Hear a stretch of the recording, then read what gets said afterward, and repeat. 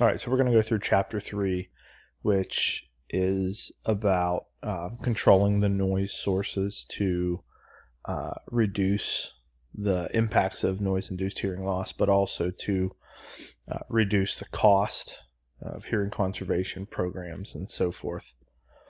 So when we talk about and review the applicable standards or directives, recommendations, we talk about OSHA, which is the biggest one. When workers are exposed to hazardous levels above 90 dBA time-weighted average, OSHA requires the implementation of a feasible engineering or administrative controls, and feasible is always up for debate. It's kind of like when you think about like the IDEA Education Act or ADA when it comes to ADA accessibility. The government has this reasonable or feasible standard, which sometimes is up for interpretation. If it causes an undue burden, then they wouldn't consider it feasible. So there's OSHA, we have MSHA. Workers are exposed to 90 dBA, and usually it's 115, 120, or 140 dBA max exposure.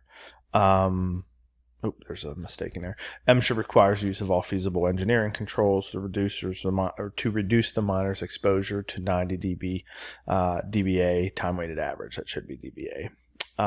Minors should not be exposed to sounds exceeding 115 without hearing protection devices, which is likely going to happen. The Federal Railroad, or you can see 80 or 90 dB time-weighted average. And again, that impulse control between up to 140. Department of Defense, engineering controls incorporating all possible engineering principles should be the primary means of eliminating potentially hazardous noise exposure. The goal is to reduce the steady state levels down to 85 dBA, regardless of the time-weighted average, and reduce the impulse noise below 140. So pretty similar. So who does this? Usually there's some collaboration between what they call industrial hygienists, or people that are in the military and the U.S. Navy in particular. That's their job, is to go through, identify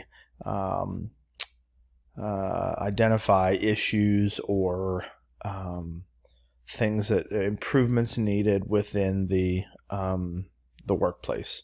And so audiologists don't typically get involved, at least to my knowledge, and I have never been involved with the noise controls. Now, we might recommend them, but in terms of selecting them and so forth, I don't think audiologists are involved in that too often. So why is it economically efficient to have noise controls? There's benefits, but there's cost. But ineffective noise controls are costly, time-consuming, and they do nothing to save the worker their hearing while creating a false impression of the presence of noise control. And again, feasible, it depends on the cost. It's up for interpretation.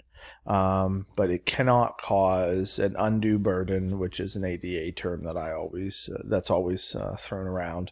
So let's say, like the practice I owned, really wasn't wheelchair accessible prior to the previous owner, last maybe 10 years. And so she couldn't put a ramp. You know, the expense to change the entrance was too much. And so the owner of the building put in a lift that the person could, come in.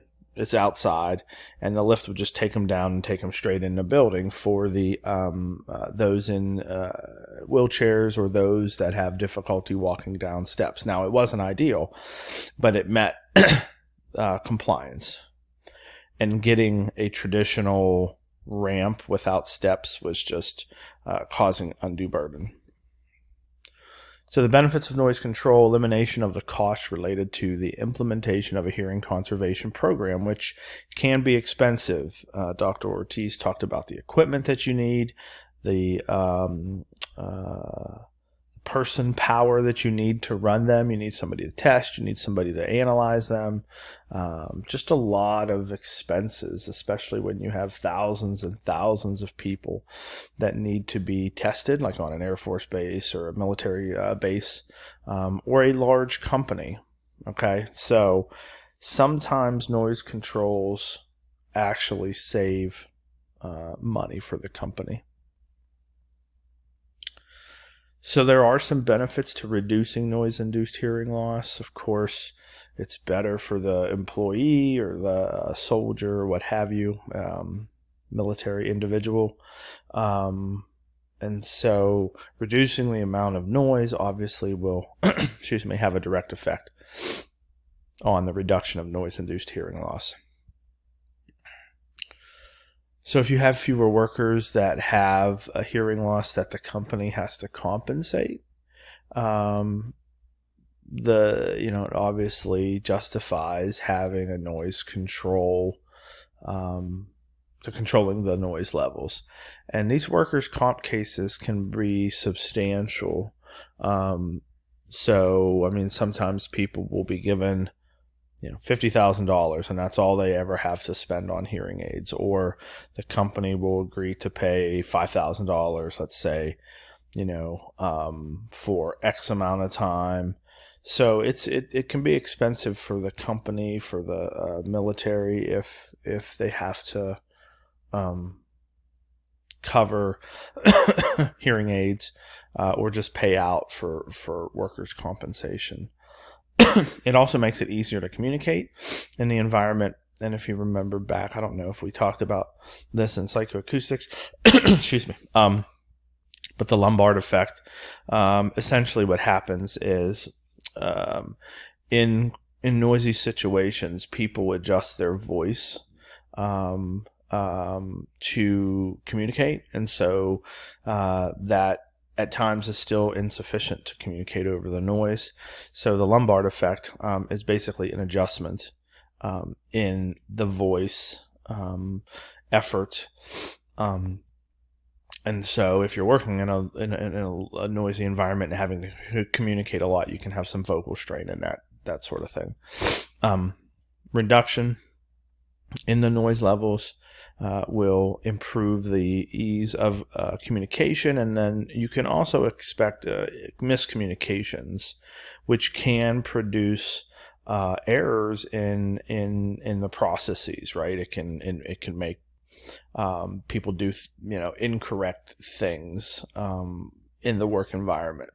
It also reduces absenteeism. So high noise exposure levels are associated with increased absence. And then the reduction of noise levels has the potential for improving attendance at work. And we talked about those non-auditory effects of noise in, I think it was the first chapter. So you reduce noise, you can potentially improve workplace attendance.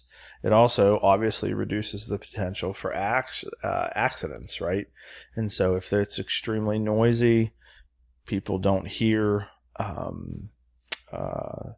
alerting sounds and so forth, you could have accidents. And in those accidents, if there's a personal injury, that gets logged on the OSHA 300 log, workplace injury. And again, a lot of times that will increase the amount of insurance you pay, workers' compensation, and then also a lot of companies really strive to have zero accidents, and so they get, I don't say awards, but they get recognized for that, which obviously that'll make their insurance less.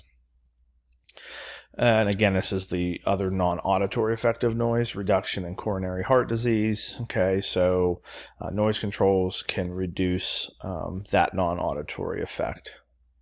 They talk about the source, path, and receiver approach to noise control. So at what point can you intervene and positively affect the noise the transmission of noise from the source to the receiver. Okay, and again, it can be minimized by reducing noise at the source, by mitigating the propagation of noise, or at the worker. And we'll see. So when you are trying to reduce noise at the source, it is pretty efficient because it will reduce noise for everybody, right? Versus trying to reduce the noise at the individual. So here are some ways to do that. Selecting certain materials that when they're conducted, they're just less noisy. And we'll talk a little bit about some of these. Adjust the size, shape, and the components of whatever devices they're working with. Dampening vibrations, that's a big one. Regulating the flow of compressed air, so compressed air is extremely loud. Reducing the speed gently between the forward and reverse movements, and then providing proper transmission loss and seals for doors and machines. And we're going to hit a lot of these. So here you go, possible noise sources from a generator set. So engine, there's levels that it could run, alternator, induction sources, structural and mechanical. But you can see a lot of these mechanical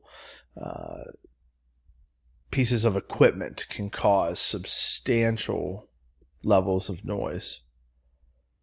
So you're trying to find the noisiest. What equipment is the noisiest? And that's when you have either an industrial hygienist or an audiologist, somebody who can go in and make these noise measurements and get an idea of the noise level. And so it's always good to measure right next to the machine, but also where individuals will actually be standing and working to get a more realistic piece of information.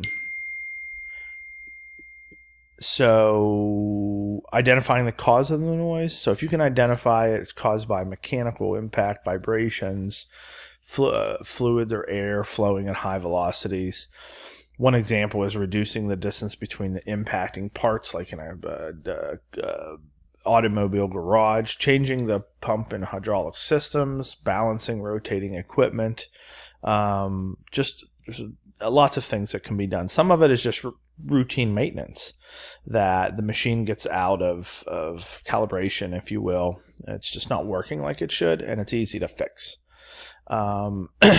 Damping or isolating different parts can reduce the noise, and it's recorded for flow velocities less than or equal to 30 feet per second. Now, here's some examples here. Greater changes in pressure and force produce louder noises. Complete a task process with a smaller force over time. An example could be a quieter way of bending a flat strip of metal is to use pliers opposed to a hammer. So that's just changing processes. And you can take a look at this. But it's essentially just examining how you do things to potentially modify that. Now here's some silencers or some mufflers that can be used, and it basically just dampen the sound, just like in a car, right? I mean, same thing in your vehicle. Mufflers reduce the exhaust sound. You can also use dissipative or absorptive silencers. So these are basically thin baffles, if you will. They basically absorb the sound, and there's 3-1 right there. They attenuate sound by the use of porous sound absorbing materials such as fiberglass or other types.